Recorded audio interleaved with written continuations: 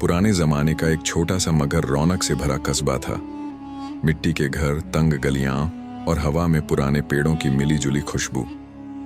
उसी कस्बे के किनारे एक टूटा फूटा सा कच्चा मकान था जिसमें फैसल अपनी बूढ़ी वालदा के साथ रहता था। फैसल की उम्र 22-25 के आसपास थी, मगर हालात ने उसे बहुत पहले ही समझदार और बड़ा बना दिया था।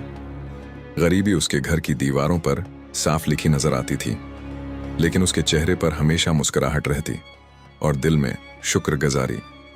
फैसल की मां बरसों की बीमारी से कमजोर हो चुकी थी। चलना फिरना मुश्किल था।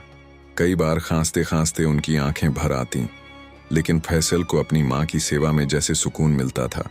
वो सुबह सवेरे उठता, उनकी टांगें दबाता, गर्म पानी से चेहरा धुलवाता और फिर पुराने तांबे के बर्तन मेंदलियां बनाकर खिलाता।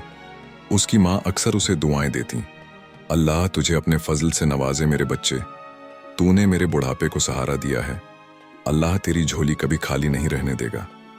और फैसल हर बार मुस्कुराकर कहता, अम्मा मेरी झोली तो पहले ही भरी है, आप मेरे साथ हैं ना।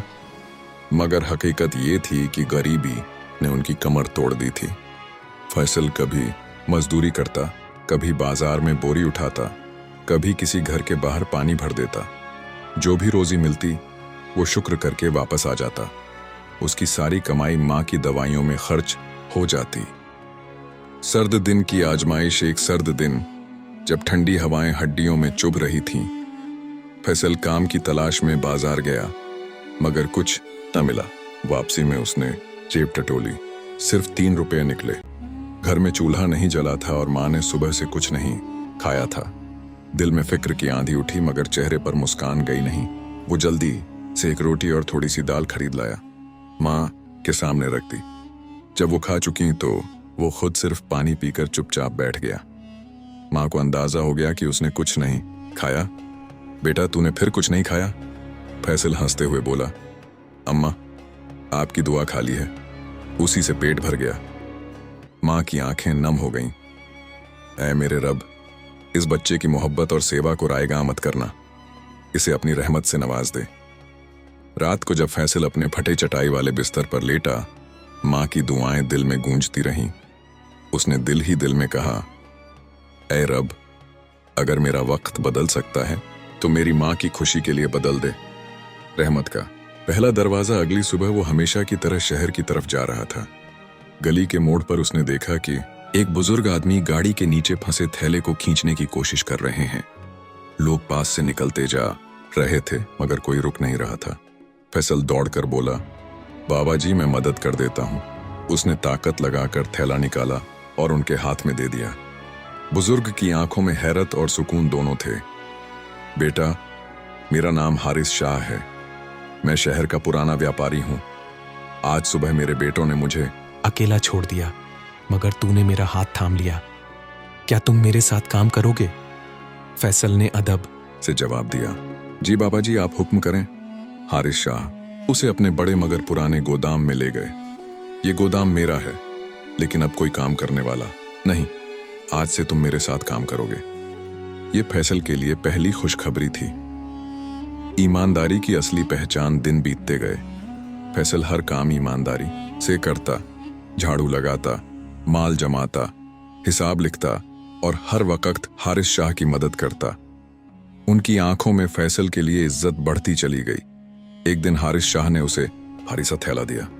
बेटा इसमें कीमती सामान है, इसे शहर के दूसरे कोने में पहुंचा दो। रास्ते में फैसल को एक बूढ़ी औरत मिली जो भूख से परेशान बैठी थी। उसने अपने थैले में से खाना निकाला और दे दिया। माँ जी मेरे पास ज्यादा नहीं, ये ले लीजिए, अल्लाह आसानी करेगा। बूढ़ी ने हाथ उठाकर कहा, अल्लाह तुझे दिन दुगुनी तरक्की देगा बेटा। जब वो सामान देकर लौटा, हारिस शाह ने पूछा, बेटा थक नहीं गए? फैसल मुस्कुराकर बोला, बाबा जी सेवा से थकान नहीं होती, मैं तो ये अपनी अम्मा से सीख कर आया हूं। हारिस शाह की आंखें नम हो गईं। कुछ महीने गुजर गए। फैसल की मेहनत, सदका, सच्चाई और अपनी मां की खिदमत ने उसकी किस्मत को बदलना शुरू कर दिया। एक सुबह हारिस शाह ने उसे अपने कमरे में बुलाकर कहा, बेटा मैंने अपनी जिंदगी में बहुत लोगों को देखा है, मगर तुम जैसा ईमानदार और खिदमतगुजार कोई नहीं देखा। मेरे बेटे मेरी दौलत के पीछे थे, लेकिन तुम मेरे दिल के पीछे आए। आज से ये सारा कारोबार तुम्हारे सुपुर्द। फैसल हैरत में खड़ा रह गया। लेकिन बाबा जी, मैं कैसे?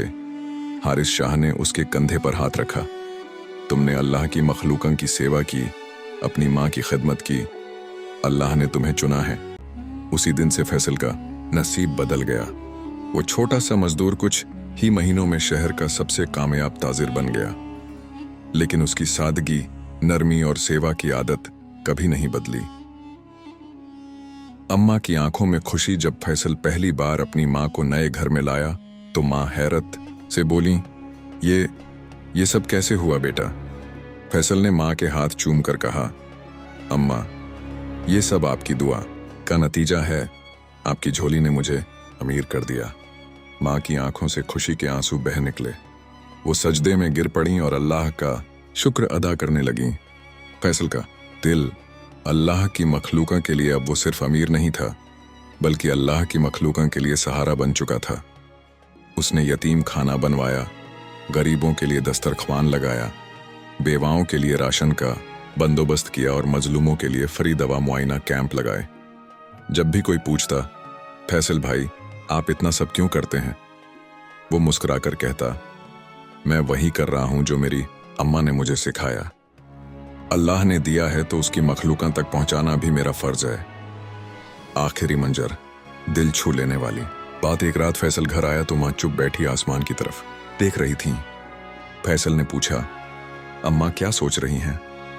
माँ मुस्कुराकर बोली, मैं सोच रही हूं कि एक वक्त था जब इस घर में फाका होता था और आज मेरा बेटा दूसरों के दस्तरख्वान भर रहा है। अल्लाह ने मेरी दुआ कबूल कर ली। फैसल, तूने मेरी सेवा की थी, अब अल्लाह ने तेरी जिंदगी को रोशन कर दिया है। फैसल ने माँ का हाथ पकड़कर कहा, अम्मा, अगर आपकी दुआ मेरे साथ है तो मैं पूरी दुनिया बदल दूंगा। माँ ने नरमी से हाथ उठाया और बोली, अल्लाह तुझे देना भी नसीब करे और दूसरों में बांटना भी कभी बंद ना हो। कहानी यहीं पूरी होती है, मगर फैसल जैसे लोग दुनिया में हमेशा जिंदा रहते हैं क्योंकि वो दिलों में बस जाते हैं।